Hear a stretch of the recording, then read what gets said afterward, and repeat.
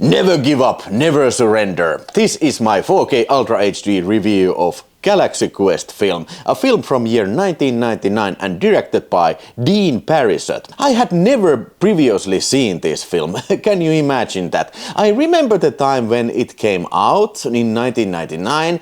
I think it was a moderate success and it was highly advertised here in Finland too. But for some reason I did not went to see it, because maybe it was because of Tim Allen. I don't have anything against the guy, but I was just thinking that this is some sort of kids movie, because I associated Tim Allen with all this kind of Santa Claus film and this television series Home Improvement. I kind of liked it, Home Improvement, but I don't want to see a film about home improvement. But I didn't like the Santa Claus bullshit and all that. Generally I associated Tim Allen with all these kind of kids films. But this is not a kids film, even though I thought so back in the day. No. I think kids won't understand the humor in this film, because you have to be like a science fiction nerd a little bit, at least a science fiction aficionado, to properly appreciate this film.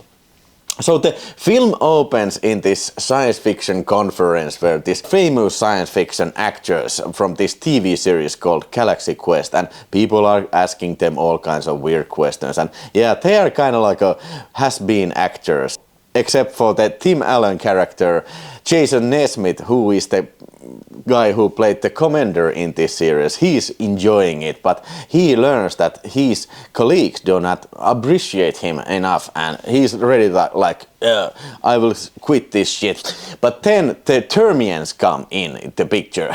The Termians are kind of this space race who have watched Earth television transmissions, and they have learned that this is actually the NSEEA Protector is an actual spacecraft doing actual space missions in outer space, and they have come to planet Earth to get Jason Nesmith, Commander Peter Quincy Taggart, and the rest of the crew of this spacecraft, to get them to outer space and to help them, the Termians, to fight this evil guy called Saris, is the mean motherfucker lizard man.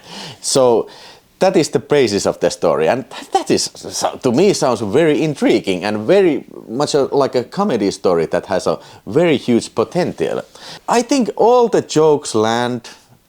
Everybody in the cast is perfect.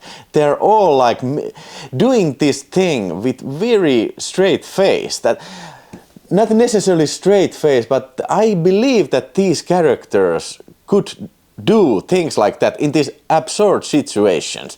And the humor to this film comes not from jokes necessarily, it comes from this absurdness of the situation. I think that is the main fact that makes the film work so well. My favorite probably was Sam Rockwell, yeah, the guy 6, who kind of like forcefully entered the crew, and then he got against his will to be boarded on this space adventure, and none of these are on purpose on this space voyage. The film is starring among Sam Rockwell and Tim Allen, also Sigourney Weaver, like in this picture, Alan Rickman, like in this cover picture, Tom Shalhoub, Daryl Mitchell and Enrico Colantoni. I think everybody is great here, and everybody is doing the best they can to make this thing work. I think it's gotta be one of the better comedies I have seen for a while. Certainly one of the better those comedies that I had previously not seen. Easily one of the best movies. And also in action level, I think the film works very well. This has much speed to the story. The story goes very fast, and there's all kinds of space adventure fights and explosion and spacecraft. It's like a popcorn movie. If you would remove the humor, I think this would work like as a Star Trek. Okay, this is better than the most of the Star Trek movies I have seen.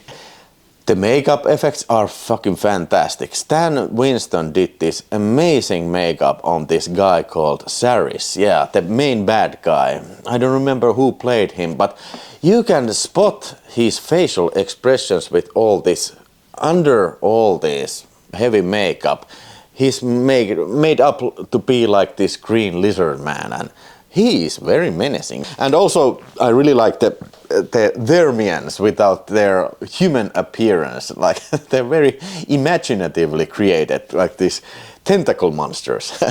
That's the best I can describe these creatures. Tentacle monsters, yeah.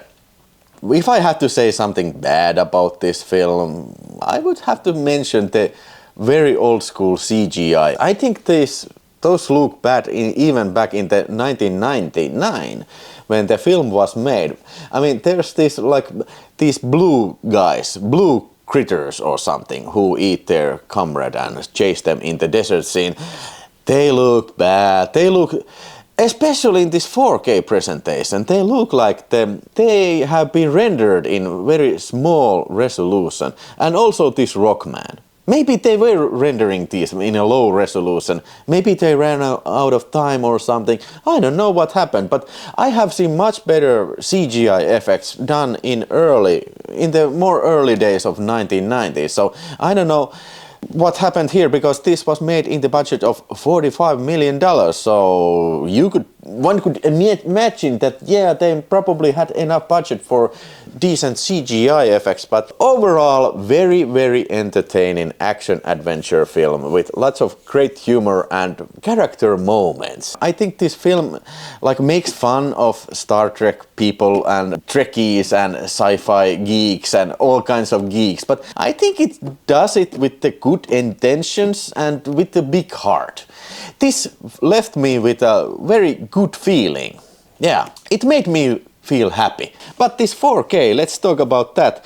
What I have here is a Nordic release of Galaxy Quest. You can spot the Nordicness of it by seeing these age limits here in this J card. Now let me carefully take this J card off of this package so I can show the Steelbook. But first, here is the Nordic Steelbook J card. Yeah.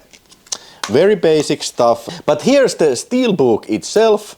I think it's very stylish, and I think they have a separate, different type of cover page in the American release. Yeah, but we in here, the Nordic countries, we got this cover, and I have no complaints about this cover. It's kind of like tells about the film in these abstract images, like spacecraft flying out of the television set. So kind of describes that, yeah, these television heroes are gonna be flying out of the television and to the outer space.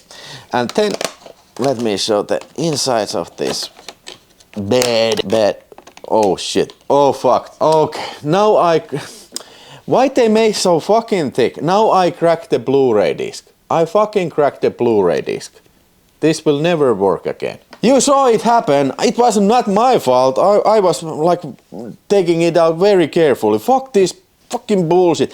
But never mind that. I was never gonna watch that Blu-ray any case, because yeah, this is the disc and it includes all the extras as well. So yeah, goodbye to the Blu-ray disc, then say goodbye to that. But yeah, fuck this, fuck my fucking life.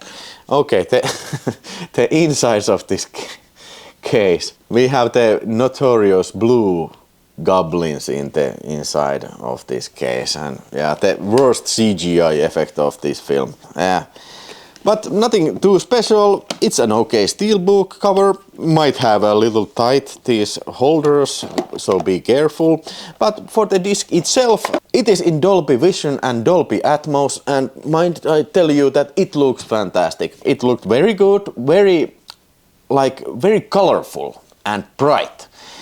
I read that it may be an upscale because of the special effects. I cannot confirm this, but yeah, when I read this thing that it might be a upscale, then I was thinking, but yeah, it didn't necessarily have the proper resolution you would see if it would be an actual 4K master. So I might say that, yeah, this was probably a upscale from 2K master. If somebody knows better, tell me in the comments. But yeah, even so, I think the picture quality looks very well, very good, but I have seen better. I have seen sharper and more pristine pictures. But the Dolby Vision, it makes the things pop, really pop, like all kinds of lens flares and all kinds of equipment they have in the spacecraft. Yeah, I think that Dolby Vision, because it's a colorful film, I think the Dolby Vision really amps up the color of this film. And I think it supports the film because it is so full of action and excitement, so the Dolby Vision really amps the atmosphere of the film very well. And yeah, hey, also gotta mention the Dolby Atmos soundtrack. Very cool soundtrack, very much taking advantage of the surround sound. Sounded really good, even though I don't have Dolby Atmos, not yet at least, but I have to get one of those Atmos motherfuckers someday and listen to it with the proper audio. But even so, in the 7.1 system, it sounded very, very cool. The extras are gladly also on this 4K disc, and that is always a plus in my book. And what is also a plus in my book, that the extras were subtitled in Finnish too. Usually, most of the time, you don't get that. And it includes several documentaries, and I believe that the old extras from some sort of special edition DVD or Blu-ray are ported. It includes all the filmmakers, cast and crew interviewed, and you can see Sigourney Weaver, Tim Allen and Alan Rickman talking about the film and their characters, historical documents, the story of Galaxy Quest, and something like the story about how the film came to be. And Never Give Up, Never Surrender, the intrepid crew of the NSA Protector. It is about the actors talking about their characters. And 10 is a documentary by Grabtar's Hammer. What an amazing effects! It's a special effects documentary, and we see Stan Winston in the sets doing his thing and whatnot. And then there's something called Alien School, Creating the Termian Race. There is about these Termian, the actors who played these Termians. It's about how they created their characters, who talk like this. Hello, I'm a Termian. Do you want to come with me to space? Actors in space. Sigourney Weaver raps. Funny birthday rap. Sigourney Weaver actually sent this birthday card to her agent, because she couldn't be in the birthday party, so she sent a rap from this set. They're together, they're rapping. Yo, yo, yo, it's a birthday. Yo, you motherfucker, don't die. Not the actual words, but you get my point. And then also there were deleted scenes. Well, 8 or 10 deleted scenes. Nothing too special. Maybe my favorite from the deleted scenes is the scene with Alan Rickman and his character being introduced the bathroom facilities of this spacecraft created by Thermians with this S&M spikes and shit going to the every orifice. But maybe that's why they removed that scene, because they were aiming younger audience. And yeah, there's a fuck word, F word in it. Sigourney Weaver clearly spells fuck that, but it is dubbed over screw that. I think maybe this was a PG rating, not a PG-13. You can say 1 or 2 times fuck in PG-13 rating, but I think they went for the PG rating, yeah. And then there was a new documentary new to this 4K disc, and it was called Filmmaker Focus with director Dean Parisot. Kind of like a Dean Parisot remembers after 25 years. Yeah, this is the 25th edition, forgot to mention that.